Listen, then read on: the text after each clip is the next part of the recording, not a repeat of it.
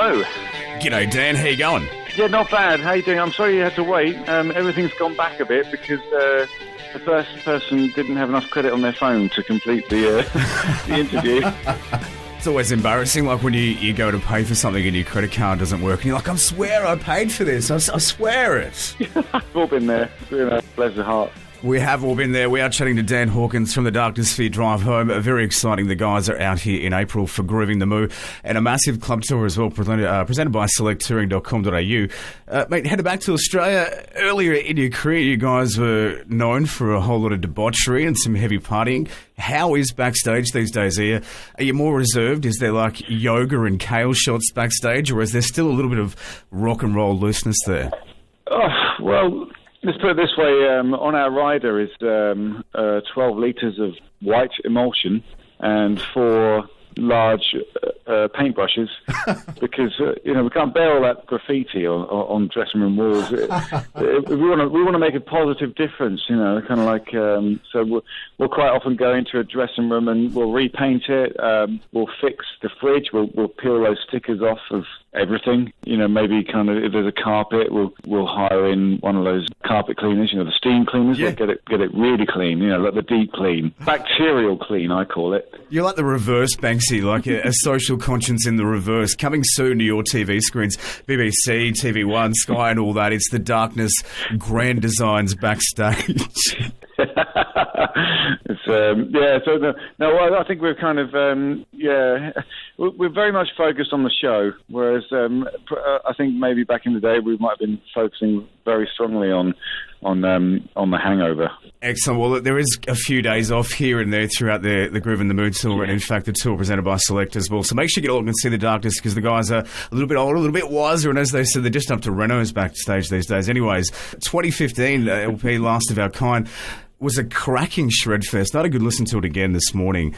Some of your solo work was incredible, mate. A real kind of nod to times when rock and roll was king. Do you think we are coming full circle to a place where rock will rule again? Who knows? It's interesting, isn't it? Like all the old guys, they're kind of either they're getting too old to rock or they're sadly departing this earth. I think at some point we are going to be the last one standing. I mean, I wish it wasn't the case, but hopefully the young bands might kind of take the rock form somewhere else, and it might survive. My brother's always said that rock will be fine.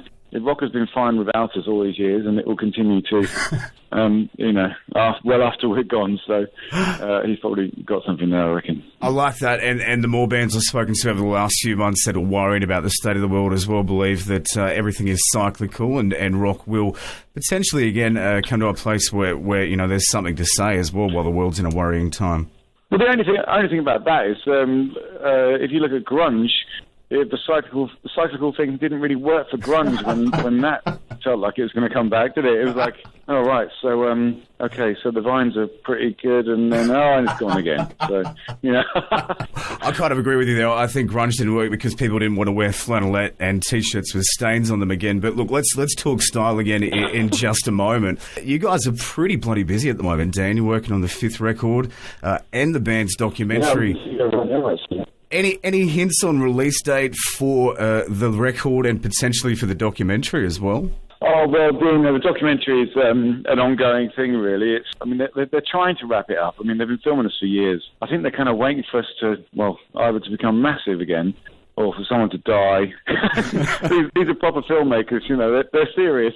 Oh, but the album will be, new music will be out just after the summer.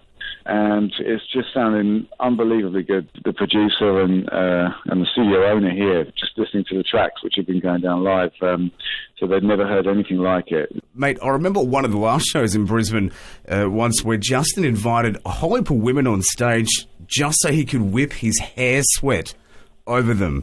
A great gig. Oh, God, I thought you were going to say something else then. I was like, what? Whoa. That's kind of... I don't actually remember that, but that doesn't surprise me. Has there ever been any other wild, crazy moments to stand out on stage? I've seen you guys a few times. For me, that kind of stands out as a great moment. Are there any other particular moments that stand out performance-wise for you guys? Oh my God, there's been too many to even, mention. You never know what's going to happen. It's not very scripted. I wish it was sometimes.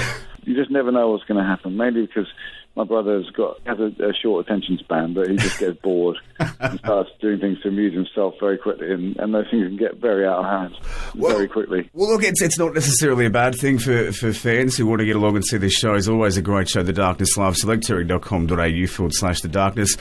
Yourself and Justin are brothers. Is there a perpetual unspoken sense of competition between you? Do you guys still do that thing that I do with my brother where you go, I'll race you to that post? FIFA on the PlayStation the other night, because we're in the studio at the moment, and he beat me, and I was very sore about it. I might have sort of kicked something and thrown something around, but... Did the controller make it through unbroken? Because I know every time I play FIFA, someone in the room just willfully snaps a controller after losing. Well, the worst thing they ever did was... have those controllers that are sort of wireless, so you can really, really chuck them a long way. So you've got time to basically open the front, run to the front door, open it, and then really launch it. 3 doors down. I mean, I do have to ask this. Rufus Taylor is now the drummer, and he's the son of Queen drummer Roger Taylor. And he just had a crazy, incredible childhood where he learned to ski with Damon Hill, Formula One driver. Does he have some just crazy stories to tell at 2 in the morning when you've had a few bevies? Yeah, it doesn't take a bevy. No, he's he's a legend, man. He's like such an incredible drummer. We've all got stories to tell. He's probably got more than most, I think. But I think the thing we're really excited about is him becoming a name for his drumming, And I think people are just going to be absolutely blown away by it. And I think things are going to change for him. Going to have to let you go in just a sec, mate, because we've got a few more people waiting to chat with you today. But one thing we love to ask everyone who comes on the program, because we play such a diversity of rock and roll here on the station, was what was the first record that you ever got as a fan? Do you still remember it? Do you still own it by any chance? Discovered Queen and Tennessee from my dad and Deep Purple and stuff like that. But I guess as a fan, the first one I went out and bought, first album, probably would have been a band called Swerve Driver from the 90s, early to mid-90s. You heard of those guys? Absolutely, mate. They're one of my favourite bands. The album Raise, I just think, is an absolute masterpiece. Still is today. I mean, it was amazing. Absolutely. If no one's ever heard of that band, I encourage you to go along and check them out, and then try and educate yourself on some of the many great bands that were kind of doing that similar sound as well back in the 90s. Dan Hawkins from The Darkness, a pleasure to chat with you today, mate. Thanks for dropping by the show. We'll see you in the country real soon. Cheers. Can't wait. Thanks for having me.